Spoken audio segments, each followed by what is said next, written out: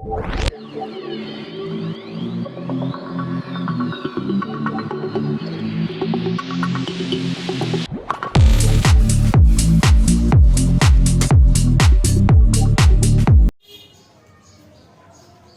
Students, welcome in my YouTube channel 56 tutorials for physics. मैं हूं आपका होस्ट इंजीनियर सौरभ श्रीवास्तव। आज हम बात करेंगे इलेक्ट्रिकल रेजिस्टेंस की कि रेजिस्टेंस क्या होता है, इसका फंक्शन क्या है, ओके, और ये क्या वर्क करता है। मतलब फंक्शन और वर्क दोनों एक ही चीज है। ओके गाइस, तो बात करें इलेक्ट्रिक रेजिस्टेंस की। ये हमें मिला कहाँ था? जब हम लोगों ने ओम्स लॉ डिस्कस किया था। क्या डिस्कस किया था? Ohm's law. तो उसमें V और I, ओम्स लॉ क्या बताता है बेटा? The relation between potential difference applied across the end of conductor and current flowing through it. Is that clear? तो ये हमारा क्या बताता है बेटा? रेजिस्टेंस। वहां से अपन को क्या मिला? Resistance, electric resistance. अब बात करते हैं रेजिस्टेंस होता क्या है। ठीक है, एक नॉर्मल सी बात करें।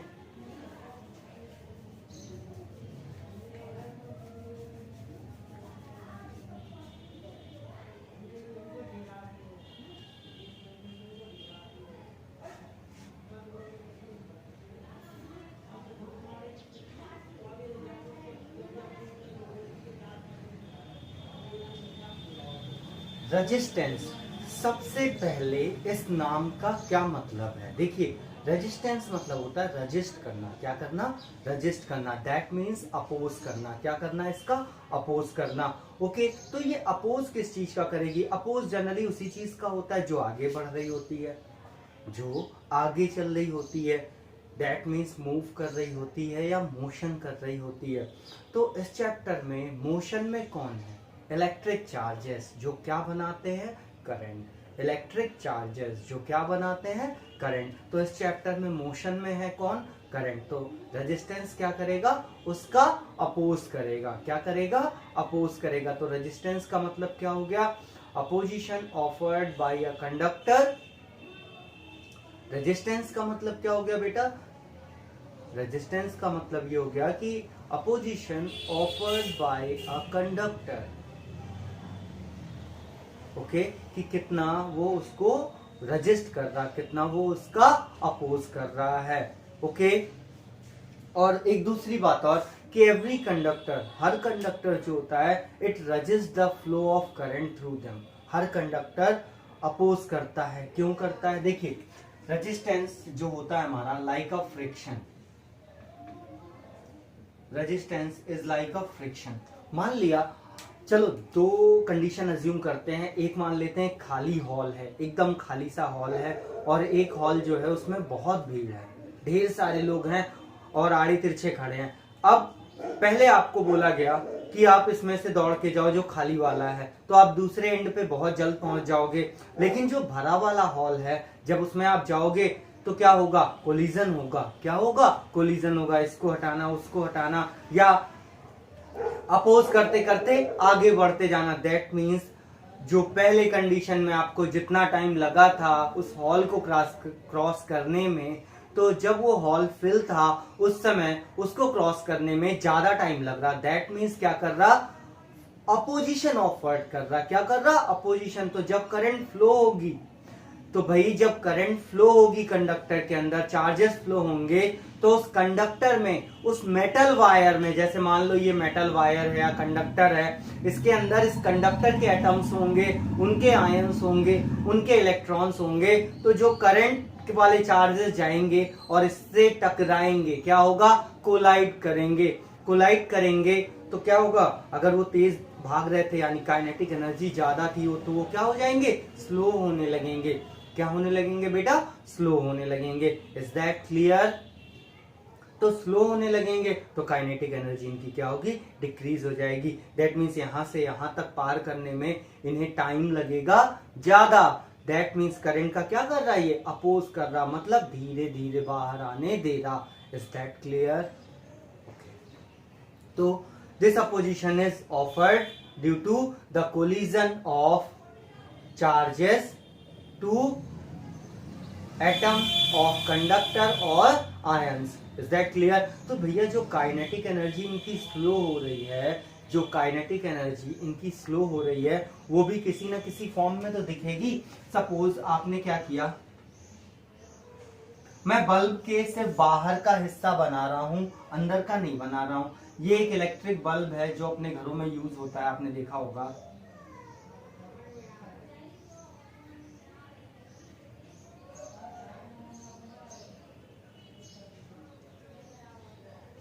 ये इलेक्ट्रिक बल्ब है और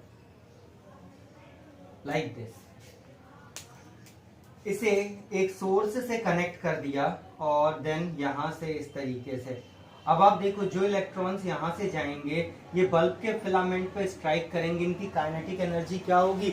स्लो होने लगेगी। दैट मीन्स जो एनर्जी लॉस होगी इन इलेक्ट्रॉन्स की, वो किस फॉर्म में निकल के आएगी? हीट के फॉर्म में। किस फॉर्म में निकल के आएगी? हीट के फॉर्म में। फ्रिक्शन में जो एनर्जी का लॉस होता है वो ज्यादातर हीट के फॉर्म में होता है। तो यहाँ बल्ब क्या प्रोड्यूस करेगा? हीट। इसके लिए आप आगे पढ़ोगे joules law of heating. Okay, तो बेसिकली हमारा रेजिस्टेंस क्या हो गया? Resistance is a kind of friction. मतलब क्या करता है? अपोज करता है। किसका? करंट का। ओके, रेजिस्टेंस क्या करता है? The primary function of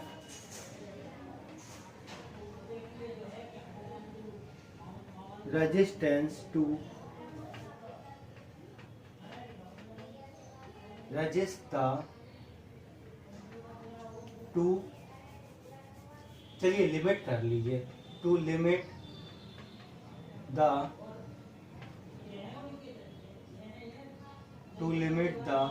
flow of electric current. तो ये क्या हो गया बेटा आपका? प्राइमरी फंक्शन की रेजिस्टेंस का काम क्या होता है? ये लिमिट करता है, रोकता है, कंट्रोल करता है, अपोज करता है। ओके, तो अब एक अच्छी सी डिफिनीशन लिखते हैं इसकी। देखिए, मान लिया ये प्लास्टिक है, ठीक है, तो जब ये स्टार्टिंग में बना होगा, देखिए रेजिस्टेंस डिपेंड किस पे करता है?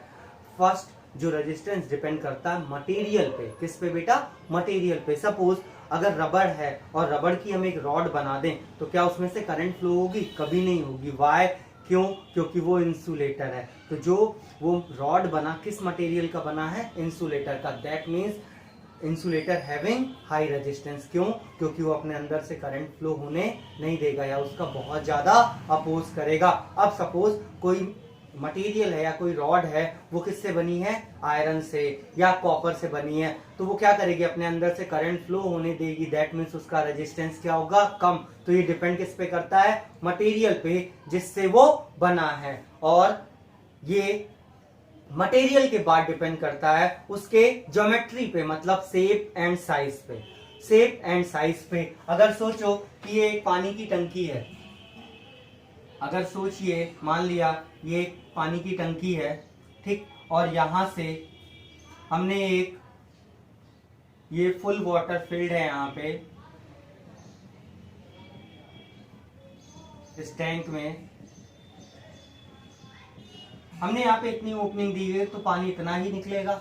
लेकिन अगर इसका एरिया इंक्रीज कर दो, अगर इसका एरिया इंक्रीज कर दो तो क्या होगा? फ्लो बढ़ जाएगा। यही चीज आपके वायर्स में भी होती है। किस में होती है बेटा? वायर्स में। ये आप बस तुरंत पढ़ने वाले हो। जैसे आपने देखा होगा जो बाहर पोल पे वायर गए हैं वो मोटे हैं, मतलब उनका एरिया ज्यादा है, और जबकि जो हमारे घरों में है उनका एरिया बहुत कम है, उनका वो बहुत पतले हैं, थिन हैं। और जो ट्रांसफार्मर में वायर आप अपने आसपास देखते होंगे उनका एरिया और ज्यादा है। Is that clear? तो रेजिस्टेंस का प्राइमरी फंक्शन क्या हो गया बेटा? Which limit the flow of electric current. Is that clear? तो अब नॉर्मल सा एक इसकी डिफिनीशन लिखते हैं जो हमें बोर्ड एग्जाम में लिखनी होती है, क्योंकि बोर्ड एग्जामिनेशन में हमसे पूछता है कि define the term electrical resistance of a conductor. Again, define the term electrical resistance of a conductor. Write its SI unit. तो देखो भैया, हर मटेरियल की प्रॉपर्टी होती है, कोई कुछ फ्लो होने देता है, कोई कुछ ज्यादा फ्लो होने देता है, कोई कम फ्लो होने देता है, कोई ज्यादा फ्लो होने देता है। Is that clear? तो अब जो डिफिनीशन निकल के आती है क्या, कि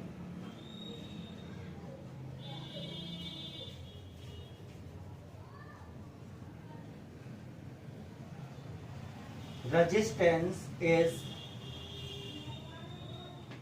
defined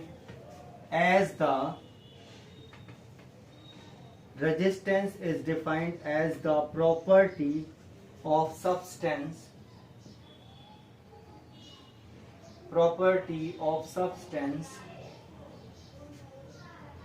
which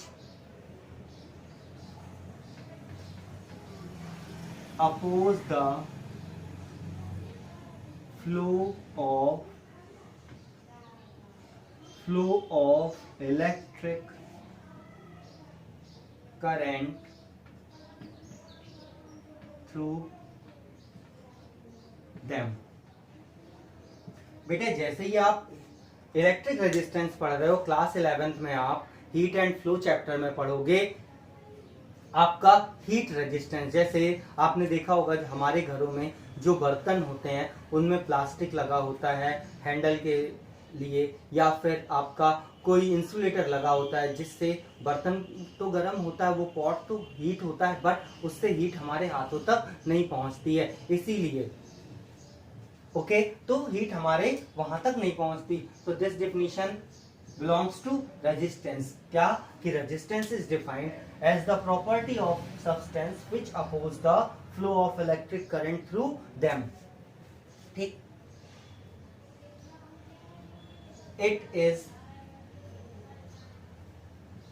denoted by, देखिए जनरली ज्यादातर फिजिकल क्वांटिटीज को, फिजिकल क्वांटिटी मतलब बेटा जिसको नापा जा सके, मतलब जिसको मेजर किया जा सके, ठीक है, जिसको देखा जा सके, जिस उनसे क्या बोलते हैं, फिजिकल क्वांटिटी। तो इट इज डिनोटेड बाय, इसका नाम किससे है, आर से, तो इसको डिनोट किससे करेंगे, कैपिटल आर से। किससे डिनोट करेंगे, कैपिटल आर से। और सर जॉर्ज साइमन ओम के रिस्पेक्ट में, उनके ऑनर में इसका जो यूनिट लिखा गया था वो क्या लिखा गया है, ओम। तो the unit of resistance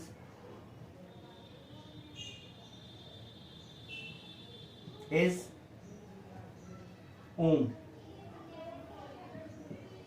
okay तो this is resistance, this is resistance. इसका मतलब क्या हो गया बेटा कि इंसुलेटर है हाई रेजिस्टेंस, इंसुलेटर है हाई रेजिस्टेंस, मेटल है लो रेजिस्टेंस, मेटल है लो रेजिस्टेंस। ओके अब आगे बात करते हैं।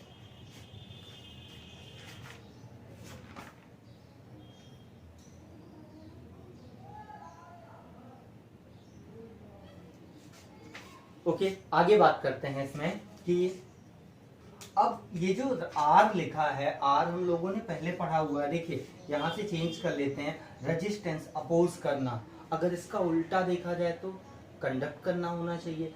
रजिस्ट का अपोज करना क्या मतलब, इसका अगर हम अपोजिट वर्ड देखें तो क्या होगा, रजिस्ट करने का मतलब होता है क्या, अपोज करना, और कंडक्टेंस का मतलब क्या होगा, चलाना किसी चीज को। तो द, अगर हम बात करें कंडक्टेंस की तो the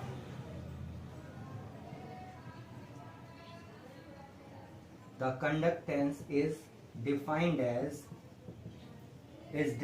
age the reciprocal of resistance। क्या बेटा, reciprocal of resistance। तो मैथमेटिकली से कैसे लिख सकते हैं,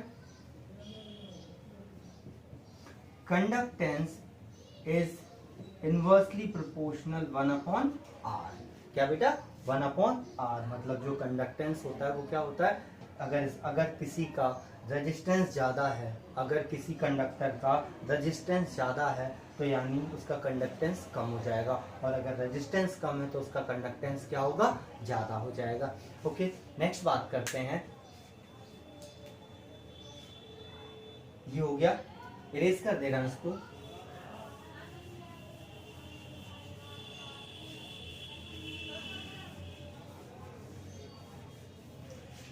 नेक्स्ट बात करते हैं बेटा factor affecting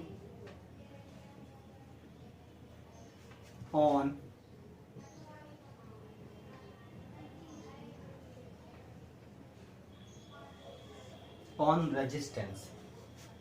factor affecting on resistance, first है length of conductor.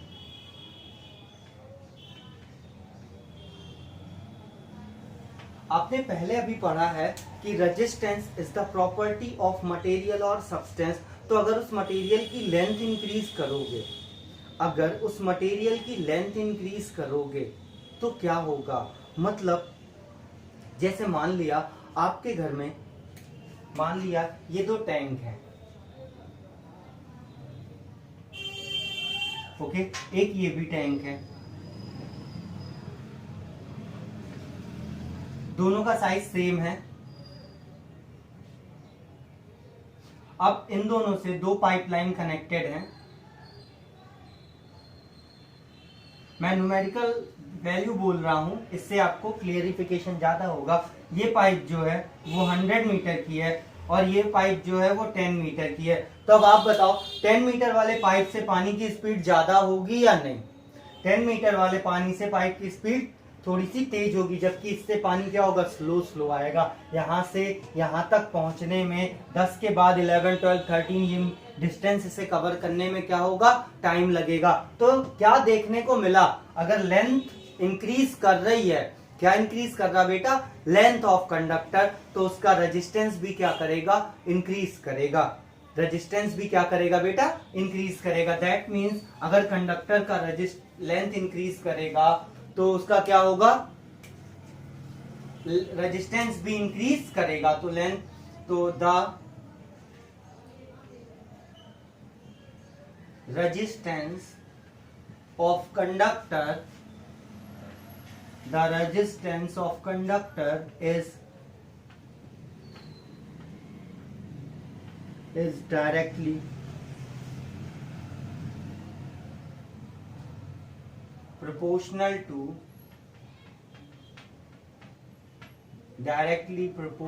to the length of conductor, to the length of conductor, length of conductor. मतलब क्या बेटा, कि अगर लेंथ इंक्रीज होगा, R is directly proportional to L, R is directly proportional to L। बहुत से इस लाइन का मतलब क्या है, अगर L इंक्रीज होगा तो R भी इंक्रीज होगा, अगर L डिक्रीज होगा तो R भी डिक्रीज होगा। डायरेक्टली प्रोपोर्शनल का मतलब क्या होता है कि अगर ये इंक्रीज होगा तो ये भी इंक्रीज होगा। दैट मीन्स कि अगर लेंथ ऑफ कंडक्टर इंक्रीज होगा तो उसका रेजिस्टेंस भी क्या होगा बेटा, इंक्रीज होगा। तो यहां पे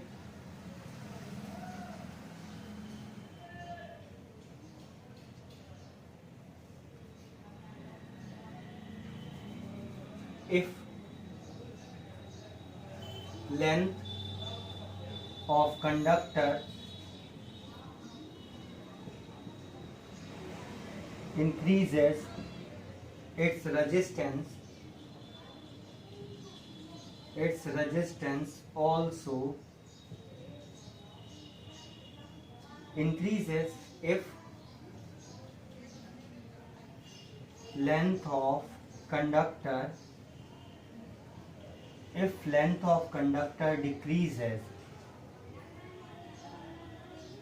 if length of conductor decreases, its resistance also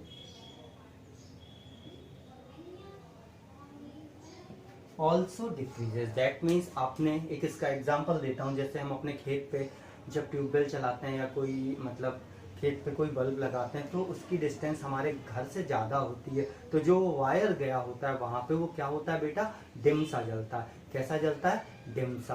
तो ये हो गया हमारा, सॉरी, बल्ब जो हमारा ग्लो करता है वो कैसा ग्लो करता है, डिम सा।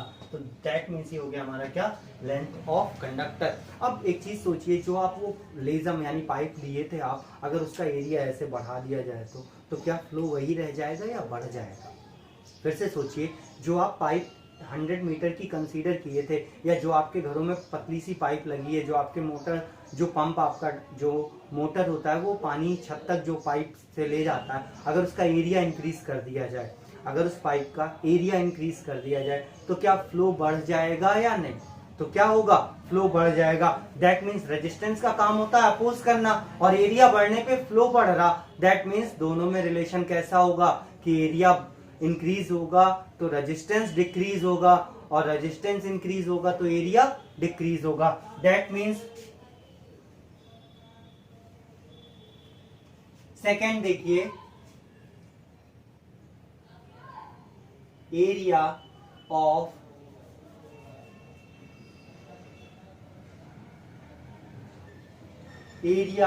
Cross section. सबसे पहले क्रॉस सेक्शन का मतलब बेटा, जैसे ये मार्कर को अगर डिवाइड कर दिया जाए सर्किल में और उन सबको अलग अलग करके देखा जाए तो देखिए इसका कर्व सेम है, ठीक, तो उसका हर एक सेक्शन का एरिया कैसा होगा, सेम। हम अपने घरों में जो भी वायर होते हैं वो कहीं पतले कहीं मोटे नहीं होते, वो एक जैसे होते हैं। मन का मतलब उनका क्रॉस सेक्शन जो होता है वो कैसा होता है बेटा, सेम होता है। हर एक सेक्शन का जब एरिया सेम होगा तो हम उसे क्या बोलेंगे, क्रॉस सेक्शन। क्या बोलेंगे, क्रॉस सेक्शन। तो the resistance of conductor is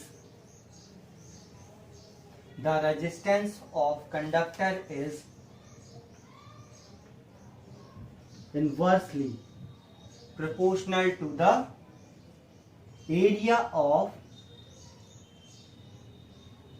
cross section।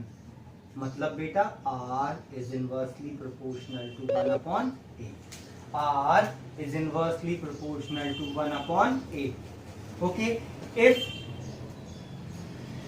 capital A for area of conductor increases, its resistance R decreases। Its resistance R decreases if area of conductor decreases, its resistance also increases। Okay, its resistance is also increases। तो length कैसी है, proportional, directly, और ये कैसा है, inversely. Okay बेटा, तो third property देखिए, थर्ड प्रॉपर्टी में बात करते हैं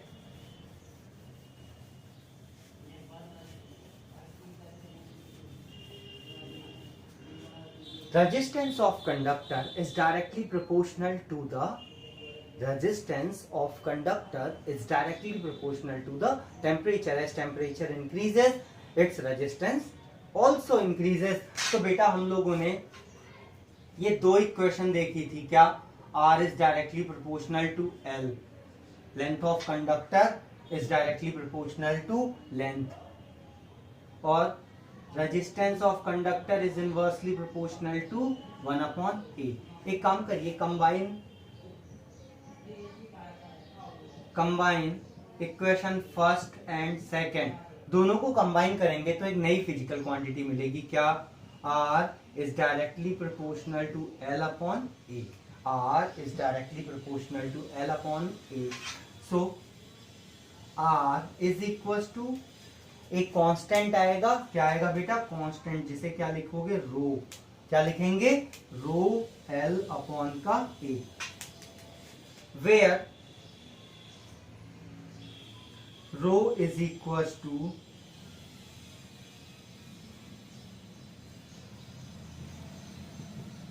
resistivity of material,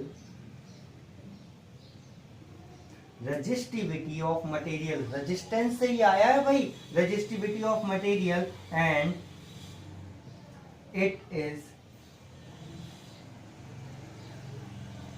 depends on the nature of material. उससे ज्यादा इसकी डेफिनेशन पूछी जाती है आपकी क्लासेस में। तो यहां से देखिए, रेजिस्टिविटी की डेफिनेशन निकालने के लिए ये जो आपके पास फॉर्मूला आया है, इसको मैं इक्वेशन थर्ड बना देता हूं। R इज इक्वल टू रो, क्या बेटा, रो, RHO, रो। इसको क्या पढ़ते हैं, रो। रो मतलब होता है रेजिस्टिविटी। रो मतलब क्या होता है, रेजिस्टिविटी। तो इफ अगर लेंथ कंडक्टर की 1 मीटर हो और एरिया 1 मीटर स्क्वायर हो, अगर कंडक्टर का लेंथ कितना हो, 1 मीटर हो और उसका एरिया कितना हो, 1 मीटर स्क्वायर, तो उसका रेजिस्टेंस रेजिस्टिविटी के इक्वल होगा या नहीं। L 1 हो गया, A 1 हो गया, तो R कितना आया, 1। R कितना आया, सॉरी, R कितना आया, रो। R कितना आया, रो। तो the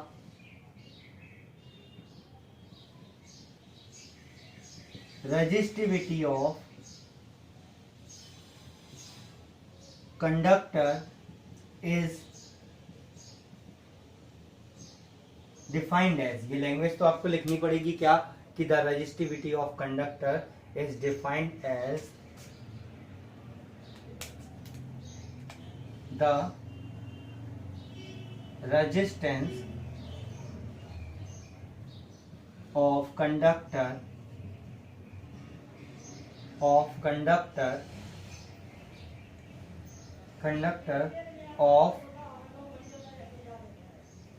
length 1 meter and area of cross section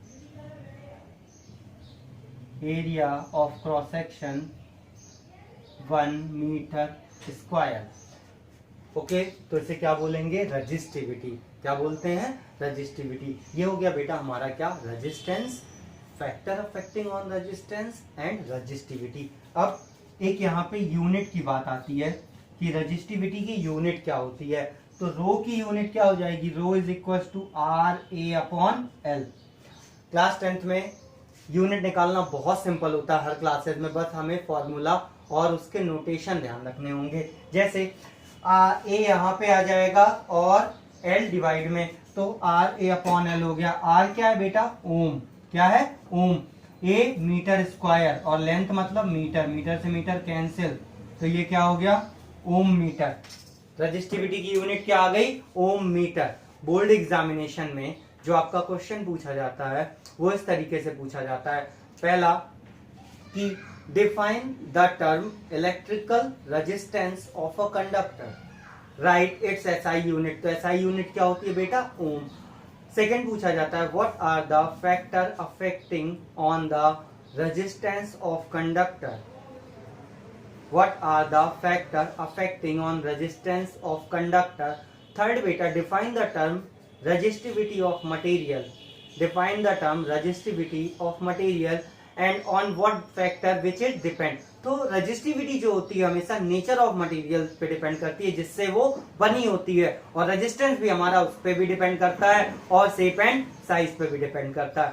okay, तो ये हो गया बेटा हमारा क्या, resistance and resistivity. Next lecture में हम रेजिस्टेंस के कुछ क्वेश्चंस न्यूमेरिकल देखेंगे एंड रेजिस्टिविटी के न्यूमेरिकल्स देखेंगे, which is most important for your 10th examination. क्योंकि रेजिस्टिविटी से कभी कभी क्या पूछा जाता है आपसे बेटा, रेजिस्टिविटी से हमसे आजकल जो आपका ये केस स्टडी पेपर में आता है उसमें भी रेजिस्टिविटी से पिछले 1-2 सालों में अच्छे क्वेश्चन बने हुए हैं, अच्छे क्वेश्चन पुटअप किए गए हैं उन्होंने कि रेजिस्टिविटी किस पे डिपेंड करती है, क्या होता है, इसकी यूनिट क्या होती है। ओके, मिलते हैं नेक्स्ट लेक्चर में। तब तक के लिए अपना ध्यान रखिएगा, घर पे रहिए, सुरक्षित रहिए। और हाँ, अगर आपको कंटेंट पसंद आता है इस चैनल पे वीडियोस का, तो इसे लाइक, सब्सक्राइब और शेयर करना ना भूलें।